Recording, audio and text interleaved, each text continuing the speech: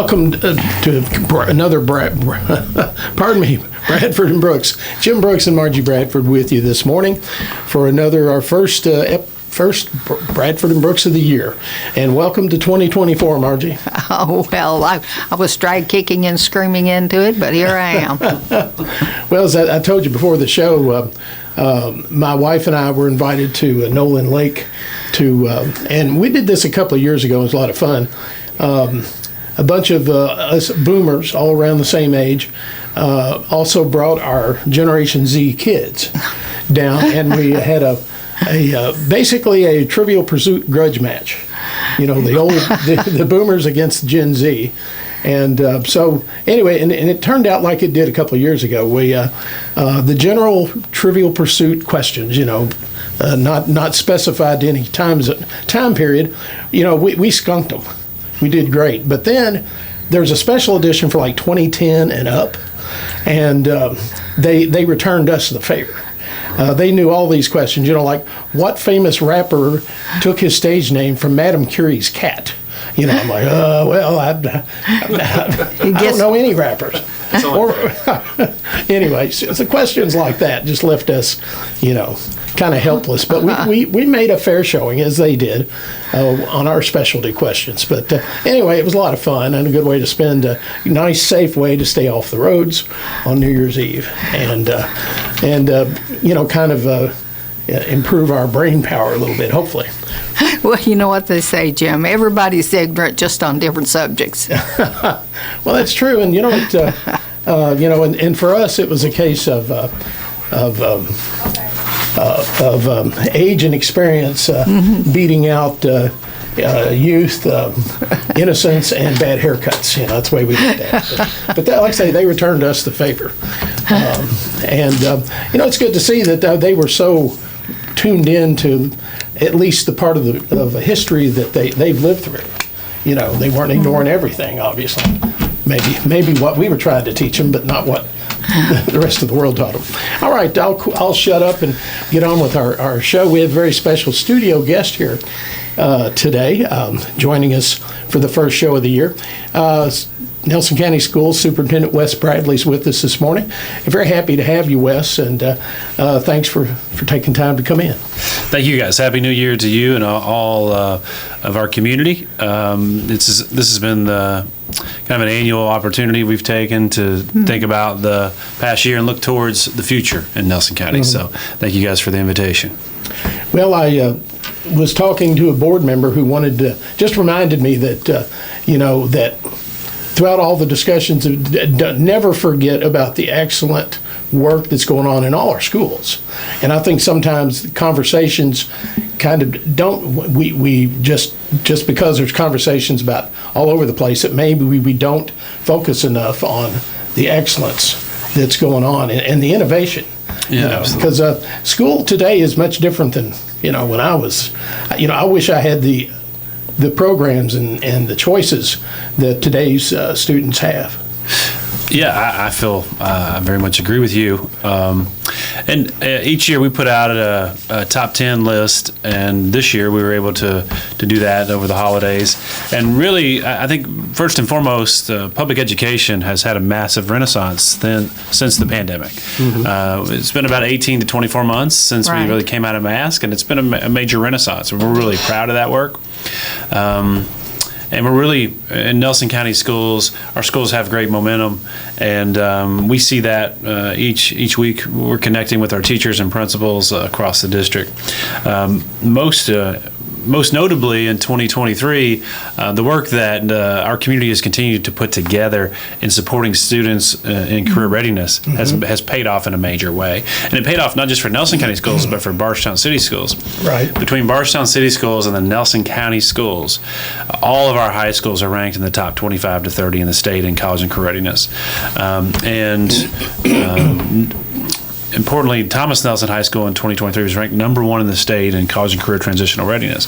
And that really speaks to the work going on with early college courses, the work going on with career readiness pathways, and the community-based learning programs that exist. And that takes community partners that are there, dedicated to our kids, that are really passionate about serving for the long long-term common good and well-being of our community. So it's powerful to see that. I think that conversation about what schools should be is really a big part of the conversation we've been having over the last 2.5 years in the facility planning process. So much of the facility planning conversation got caught up in what schools should be or it shouldn't be. And, so much of the as you shared, some of the misinformation really attacks anything that looks different than maybe it did when you and I were in school, Jim. Well, I can't say I'm, in exactly your generation, but in the 50s, in the 50 years or so ago, schools look different.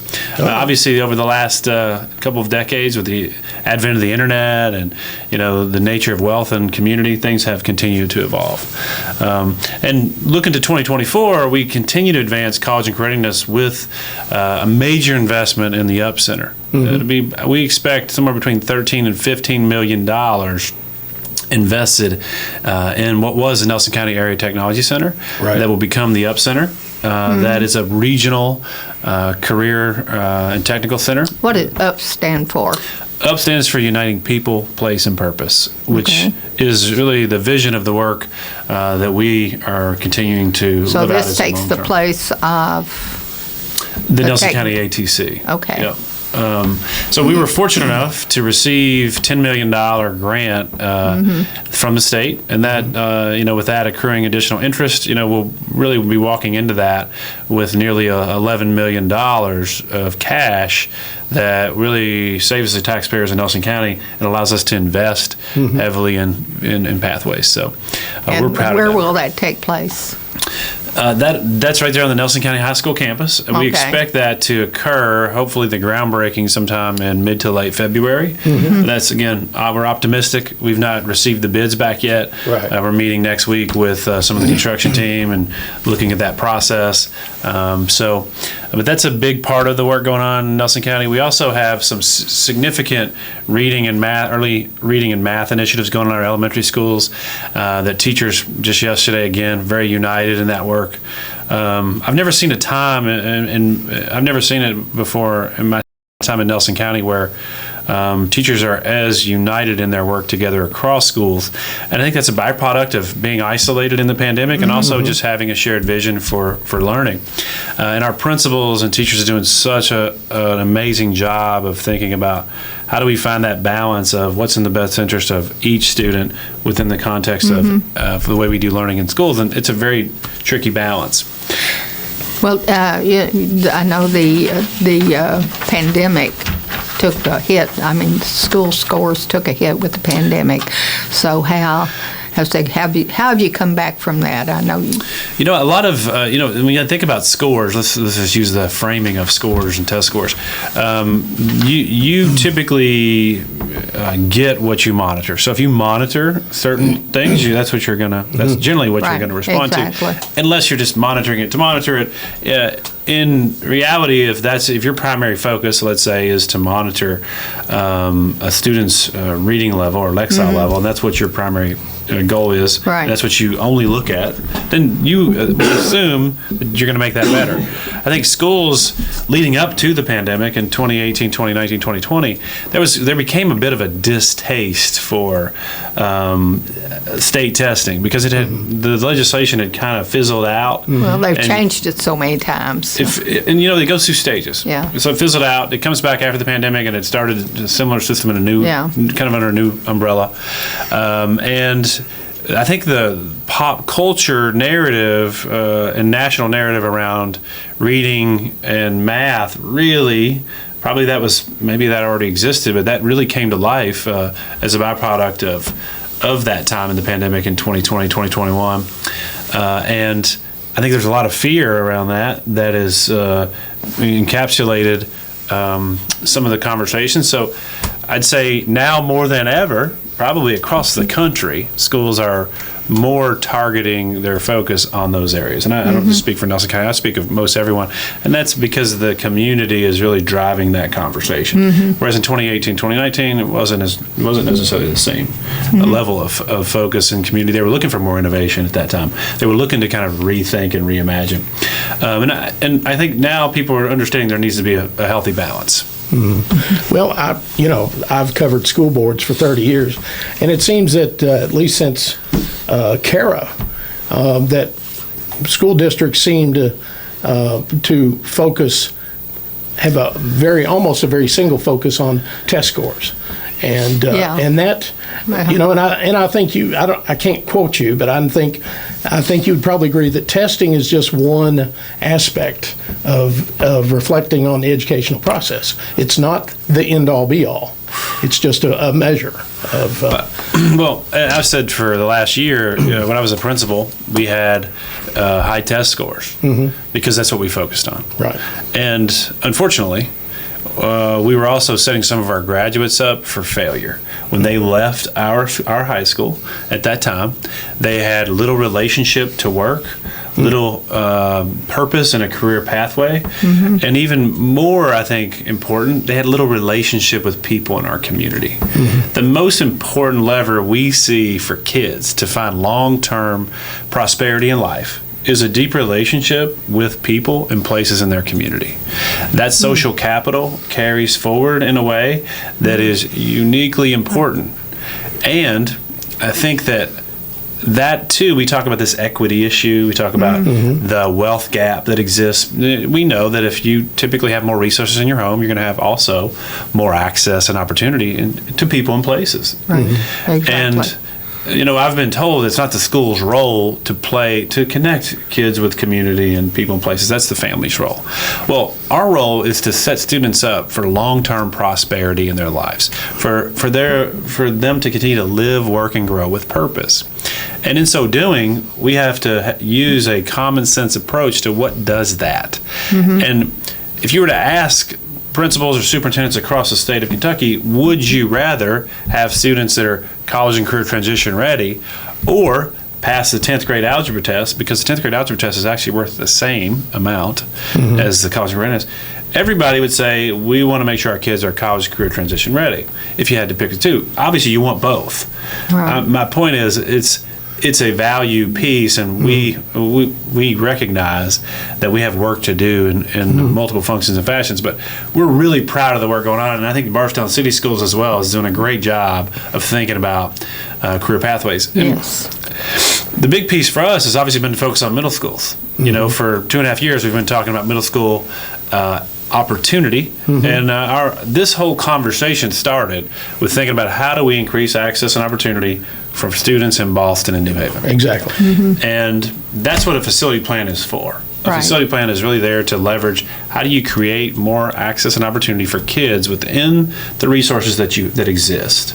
And that's still our focus today. We met with the board in December and talked through different scenarios potentially for transitioning New Haven and Boston students. That'll come up again on January 16th at our board meeting. And we're excited because we have really good people in place to lead these processes and conversations. So we're fortunate in the Nelson County Schools. A few other pieces I just want to celebrate. Nelson County Schools had multiple state champions in 2023. Yeah. These are not things that always make the headline news, but Thomas Nelson High School had the esports state champion back-to-back 2023 and 2022. Nelson County High School had the 2A state championship volleyball team. Thomas Nelson Cross Country had multiple state champions. And Nelson County High School and the agriculture collab students were top in the state and top in the nation in a number of projects from agriculture. So that's powerful. And speaking of the UP Center, we also have the UP Foundation, which really complements that and supports access to early literacy and career programming. We've raised over $500,000 through that foundation over the last 2 years, in addition to the $20 million plus that we were able to receive in one-time grants that really capitalized on innovative programs and practices. I'll be clear and say we would not have received some of that grant money if we were not thinking anew about what school can be. And that $20 million plus, again, is no cost to the Nelson County taxpayers, and it leverages access and opportunity for kids across Nelson County. And we were fortunate enough to get that.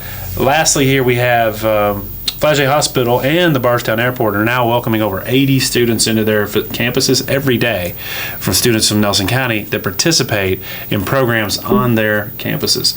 And that's a really powerful, again, connection to community. When you think about walking into the airport every day and looking at class over the runway. That's to me, I think that is a powerful symbol of thinking about what your future can be. So the association with the hospital, I assume, has to do with introduction to nursing programs? That's right. Yeah, it's health science pathways. So it's mostly junior and senior students that are participating at the hospital. So they're advanced students. But the hospital had some space and a wing, and they were really gracious enough to partner with us and allow our students to use their facilities to practice those principles of health science. Well, I know years ago there used to be the candy stripers, where the young people would go in and volunteer in the hospitals. Is it anything like that, or is it much more structured? It's more of a targeted approach where they're going through the same things they've been going through in like nursing school and health science, nursing classes. So right. Yeah, they have, I guess they're called dummies that they're using in lots of different measures. Yeah. They're also building relationships with that staff at Flagey. Sure. Which again is vital. If you think about what is it that keeps people in community. That ties in with your the importance of the connection with the community. Sure. It's the relationship that develops purpose and allows that student to feel like they're a part of something bigger than themselves. Right. And I think that it's hard to stress the importance of the social capital, getting kids out away from the classroom where they have to interact with other professionals. I know with my own kids, they had great education, but those real world soft skills, how to do an interview, how to talk to other adults, how to be professional. Those things aren't taught in the classroom necessarily. A lot of it's you learn by doing. One of my favorite authors is a guy named Seth Godin, and he has something he calls the test of the status quo. I love applying this to situations like this. So the test of the status quo is assume that the opposite were true. How would people respond? So assume that in schools in Nelson County for the last 50 years, every student had to be part of a community-based work program. Every student had to have connections to people and places. Every student was a part of a career pathway and exploration program, right? Assume that was the case for 50 years. And let's say I came in as a superintendent and I said, hey, we're going to stop this. We're going to keep kids in the school buildings, and we're going to make sure that they all can pass this state test. What do we think would happen? You'd have an uprising. Right. And I think that tells you the test of the status quo is that the status quo in this particular case may not be in the best interest of the student, right? And you could apply that same thing to a facility plan. If the opposite were true about our facility plan, what would people say, right? So I think that's the way I tend to look at these types of things. I've had for whatever reason, just naturally, I've always kind of been entertained by the nature of status quo. And it's something that we have to continuously study, or we can invest lots of resources in things that don't necessarily make sense for our students.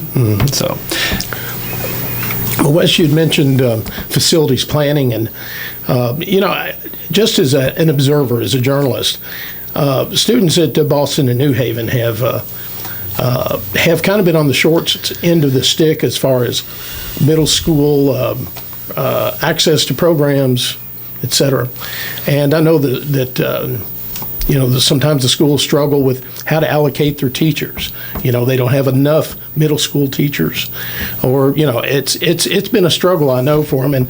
And I remember going back to some of the past representatives from that area on board have worked hard, have advocated for new facilities, new et cetera. But but here we are today, and I think the focus on improving opportunity is great, because you shouldn't students in the geographical area shouldn't be penalized because they don't have enough students to qualify for whatever additional resources or have enough people to have a program, after school, et cetera, et cetera. But so what direction? And I've watched the board meetings on YouTube, and I appreciate the board making those recordings. Where are we headed now? And I know we have a facilities plan in place, but what's the direction going to be for looking to the next year as far as facilities planning? So in December, the principals and myself presented some scenarios where Boston and New Haven middle school students would transition potentially to Thomas Nelson High School, a wing at Thomas Nelson High School. And part of that was, regardless of what path the board chooses to move forward with high schools, there's been a big conversation this year about our high schools. Regardless of what pathway moves forward there, the west side of Nelson County, the kids at Boston and New Haven will, in theory, be a part of that campus. And it was really important to the principals that we continue to place students in places where they're going to have that relationship and connectivity. There were some other scenarios, too, where potentially you would combine Bloomfield Middle School and OKH, we even looked at a long-term plan where you could do potentially a preschool through 6th grade in our elementary schools, which many of them would be able to accommodate. And you could create more innovation in 4th, 5th, and 6th grade programs, which would be important to our elementary schools, and increase the size of some of those schools with 7 through 12 campuses. So these were all scenarios that the principals came up with and our team evaluated and presented in December. The ideas in January, those are revisited and discussed with our school board. And, we see where they want to go from there. So that's the next step. In terms of the local planning committee, currently, the facility plan that existed in 2021 is our facility plan. The local planning committee could be reconvened or reseated, and then that local planning committee would then build or amend the current facility plan. So that's where we're at. Okay. All right. Well, work is, I saw the December board meeting, and it looks like, the work's been done to see how to improve opportunity for middle schools, moving to the future. It kind of feels like that that nothing's happened this last year, but that's not as far as facilities planning goes. But I know it's been one of the biggest discussions items. I know that at the board meetings all year on the direction to take. Yeah, it's been a unique community conversation that started with the intention of increased equity and opportunity. It comes from a good place, and is still that's still the focus of facility planning. Facility planning brings out a lot of emotion for a variety of reasons. Sure. And then it also is a major resource and expense as the district thinks about how to be both financially efficient and effective for our students. Well, and I think one of the goals of the community campus too was to maximize resources, getting larger bodies of students together, which would be easier to because you've got funding issues down the future as far as not making payroll, but everybody wants to be paid, and you want to pay your teachers well, and you want to make the most efficient use, and I think. Just as an observer, I think that you and the board, since you've been superintendent, have done a great job on allocating resources where they need to be and trying to keep it to the schools and not so much, centered around central office. We've been very creative, and we've continued to become more efficient as a centralized service. At the same time, we have a few tensions that because of the size of our schools, they're more costly. And because they're more costly, you can't offer quite as much opportunity in certain places. So that's just a reality of the way things are scaled. And I think I'm excited about 2024. I know there's a lot of dialogue in the community still and uneasiness about, some of the conversations occurring, but we're excited, and I really believe that the Nelson County Schools is on a path to continue to see major growth in the year ahead. Well, I think, And I think, and I assume, and I have to assume that the board is also wanting to move forward as well and to address these issues that as far as equity and access to programs, et cetera. And and I know that New Haven as a facility has been, is in dire need and probably has been for some time. But anyway, that it looks like that's all going to have to come from a revised or a reconvened facilities plan. Well, New Haven, we are working on we have a design for construction there. Okay. It's a renovation. It's probably approximately $15 million. And we're looking to break ground this summer on that. All right. Okay, And- so that's already in the works. Well, it's currently on paper, and the architects are in the design process. That's why we're looking at moving the New Haven students out of the middle school there, because if we don't move them, we can't start construction at New Haven. So that's the hope. That's why this conversation around New Haven and Boston students has emerged most recently. I want to transition big picture here. You talked about the future of education.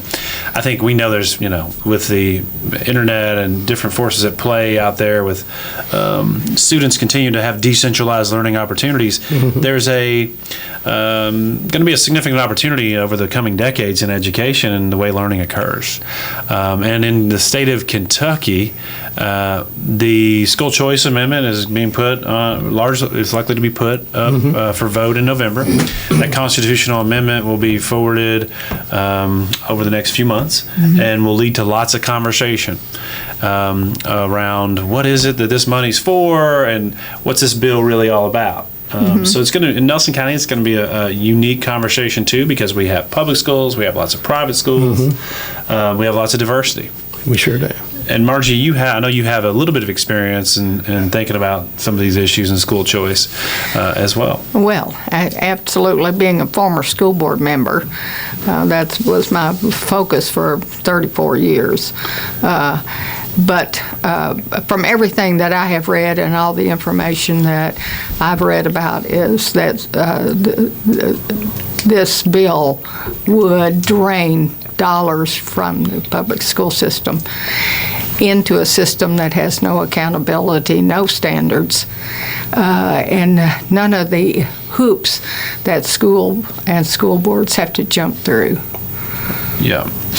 Well, I can't speak to the specifics of the Kentucky model. I think Representative James Tipton, was at our event we had at Foster Heights in December, along with Candy Massaroni, and Mr. Tipton talked about it being incremental in nature. Nothing would happen too quickly. 2 years maybe here, 3 years there. Well, in other words, put the frog in the water and heat the water up rather than throwing him into the boiling water. Is that what we're saying? So I guess one thing that's important that we talk about with this school choice constitutional amendment is that the basic goal is to change the wording of the Constitution from the common schools to something that allows for non-public schools to be funded. That's not clear what the wording is just yet, but currently the common schools were determined constitutionally from a Supreme Court ruling that is the public schools. So what's important also is the bill is not named appropriately. We have school choice in Kentucky already. Sure. And a student can attend any school they so choose. Now, they can't necessarily attend a private school because the private school doesn't allow for maybe all students to enroll there for a variety of reasons. But we already have school choice, and we're also really focused on innovating and continuing to provide more choices for families. And we're working on micro school development in the Nelson County schools, where there's these schools of 50 to 100 students, similar to what we have at the Nelson County Airport, that are allowing for choice from families. But the most appropriate name for this bill, in order to communicate the intention of it, is, because let's say this, if the goal of the bill is to increase innovation in education, it should be called the School Innovation Bill. But that seems to not be the current goal. The goal currently seems to be public funding for private schools. So we should just call it the Public Funding for Private School Bill, because then it would make sense of what you're voting on. Yeah. Right. And as a taxpayer, that should outrage you. Well, there'll be lots of opinions on this, Margie. I'm sure there'll be lots of opinions. But I think you do speak to some of the concerns that, when you become privatized, we're not talking necessarily about Bethlehem and St. Joe privatized. No. They're private in nature too, but we're talking about multiple functions of privatization, and in theory, potentially for-profit schools that exist in our community. And as you said earlier, that type of money and the engagement does oftentimes beget greed and corruption, that it becomes a very, very difficult piece to manage. Now, I'm not saying school choices, as the bill frame, is corrupt. I'm saying it leads to lots of privatization practices and lack of accountability in certain places and times. In Kentucky, if it goes through, hopefully it doesn't look like that. Hopefully we have a plan in place that allows it to be a very thoughtful implementation. But I think my biggest challenge is the name of the bill is wrong. It's not school choice. No. It's public funding for private schools. Call it what it is. Well, Margie, you and I have had this conversation a lot, and anytime school choice has been mentioned, that seems to be a big part of the whole package, is moving public money to fund private schools. Right. That's kind of been the impetus behind it. And think about it. If it's a private school, they can choose who to take and who not to take. And they can right now. And that means with public money, they would be getting public money to be able to refuse a child because it doesn't fit their standards or the category or whatever. Well, I don't know that that's the case like with all charter school laws across the state or the nation, but certainly that possibility is out there. Right, and the studies that I've read about that showed that there was really no difference in the achievements of charter school graduates and public school graduates. I started my career in New York City. There was lots of charter schools. I was in Chicago, lots of charter schools there. Worked in a charter school. You can take the data and make it say whatever you want on both sides of the equation. You can say this. The truth is, it's very difficult to get the right data and information. But I think for me, we talk about public in the nature of public monies and public schools.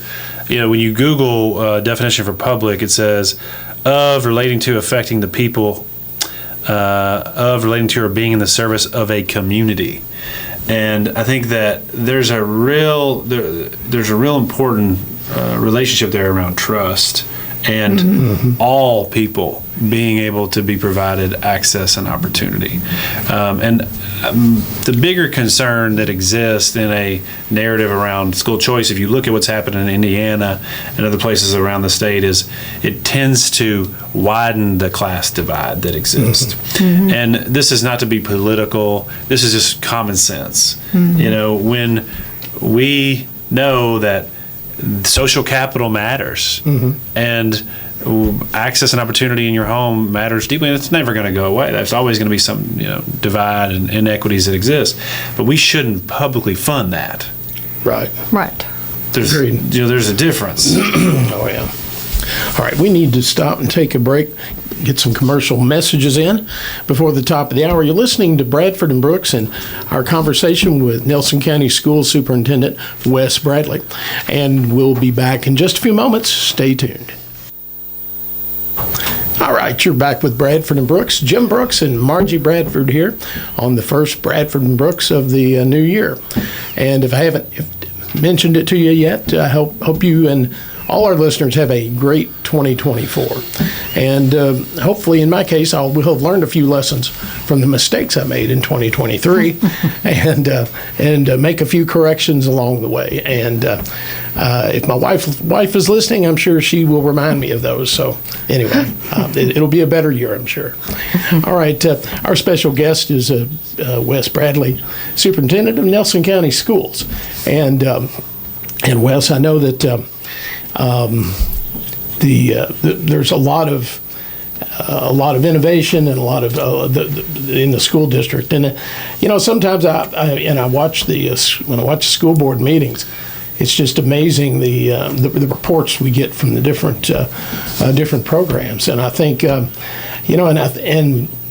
I think a lot of times we think of school board meetings as places of contention, et cetera, and maybe that's been the case at times over the last year. But there's also some amazing things going on, and those reports highlight that great work that's going on. And it's good to have it there and to be able to celebrate these opportunities that our students have that, so I didn't have. And even my 20, how old is he now? 27-year-old son didn't have when he was in the county school system. So, it's education is a change. The face of education has changed dramatically in 40 years, much less 10 years. Yeah, and that's the future, really, where we need to invest public resources. We need to be investing public resources in innovative opportunities for all students, because those that lack the resource need innovative opportunities, right, as much and more than anybody else, right? And instead of creating more and more factions and divides in the way we think about local opportunity and local public funds, we need to be investing them for all students and families to have access to. Right. So important that we continue to think of that. And that's the future of choice needs to be, hey, what choice do I want to make about the career pathways I want to explore? What choices do I want to make about the type of learning that occurs? And I believe that by taking off some of the handcuffs that the federal and state governments have on public schools, where I would argue if you go to any high school, there's 228 high schools across the state of Kentucky, they look very much the same in many cases because they have to have all the same exact credits to graduate and take the same test. So really the only difference between many of our schools is a mascot. And that's not what we want when we think about school choice, right? So I think we want to really create innovative opportunities. That's our goal. Well, there's been a lot of talk in the community about a number of issues lately regarding the Nelson County Board. Maybe get your thoughts on that. I know that recently the paper stated that the board's lawyer had resigned due to ethical issues. Do you care to elaborate on that? I saw that in the newspaper as well. Mr. Ferris, as the Nelson County School Board Attorney, he represents the school board. He doesn't represent myself as a superintendent, and I can't speak to that only in the context of. So he is strictly a lawyer for the board. He also really advises and advances some of the work across the district when we run into challenges ethically or legally at any time. So the school board attorney is certainly a partner with all the employees in theory, but they work really in direct partnership and support for the Board of Education. Yeah. All right. And I think there's a special meeting that the board's going to have to I guess to discuss that issue in a closed session. And I guess we'll see where the board decides to go. I guess every board has it. You pretty much have to have an attorney for advice and consent. Yeah, it's interesting. Legally, I'm not sure if it's mandated, but it's certainly. I think it's certainly something that the insurance companies would support. Yeah. So, I think it's just wise, obviously. And I think school board attorneys by nature are specialists. Sure. Because school law is different from it's different from everything else. And again, there's a lot of, as you said, a lot of discussion and talk about those types of things. I think it's important, really, for our team and our staff across Nelson County to continue to do the great work that has been a part of 2023, carry that into 2024. We don't have time to be distracted by some of the, conversations in the newspaper, on social media. We really doing our work and doing that work really well is our responsibility. We have a job to do, and I think our team shows up every day ready to rock and roll and make things happen for kids, and I couldn't be more proud of the people that continue to do that work in every school in Nelson County. All right. Anything in particular on your wish list for 2024? Any resolutions you might have made as superintendent that you care to share? We are working on. We're working on with a group of about 20 to 25 educators on micro school design, and they're developing prototypes for what the future of school could be in these. You could consider them pilot micro schools of anywhere from 50 to 150 students. We don't have a really comprehensive, innovative approach in certain areas. And we want to begin exploring some of that more freely, and we have some of that with collab programs that exist. We have some of that even with the way we think about work-based learning. But we're looking to think about what's it look like in middle school and even 4th, 5th grade in our elementary school, 3rd, 4th, 5th, to provide some choices to families that could allow us to learn at a more accelerated pace on what school can be. We know that the traditional factory model of schooling has slowly kind of bled itself to death and will continue to, because it doesn't necessarily make good common sense. And while it looks different, for a kid that's a 6-year-old than it does for a 16-year-old, we have to still be thoughtful in what can school be for families and students that want to look at all the pathways that could be more innovative. And I don't think of this as like more buildings or more schools. Right. Think of this as within the schools that already exist. And we have some really passionate teachers working on that. So that should be public in April and May, and they'll be presenting to community and really just kind of gathering creative feedback. Something we're very excited about.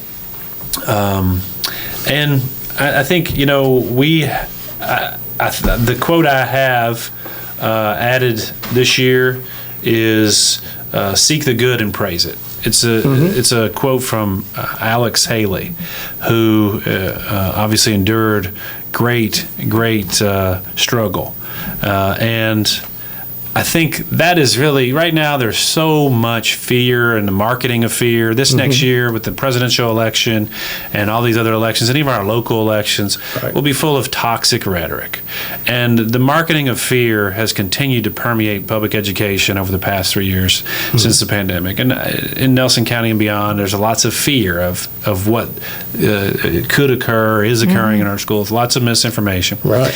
And I think we have continued to seek the good and praise it, and that is the goal for 2024. Continue to celebrate the people that are doing the work, continue to celebrate the community members and the community partners that show up for our kids and make things happen voluntarily, and continue to seek the good that exists in people. We are here to serve the common good and the well-being of all. All right, very good. Well, Wes, we're down to the last couple of minutes.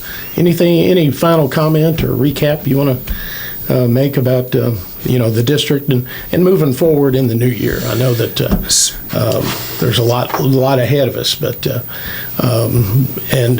looking forward to seeing how things move forward. Yeah, I think, moving forward, we have January 16th. We have a meeting tonight. We may have, potentially other meetings that exist. But January 16th is at Nelson County High School. That meeting talks about our budget for the coming year, our priorities in our budget. It also looks at the way we are preparing for facility planning moves. January 23rd, the board is participating in a facility training with the Kentucky Department of Education. And that's a part of a larger conversation. Just really, we have new board members, and I think before they take steps forward around local planning committee and such, the Kentucky Department of Education just wanted to partner with the Nelson County Schools. Right. I think it's January 23rd. There's a lot of talk now about money management being taught. Yes. Is Nelson County doing anything about that? I mean, that students would,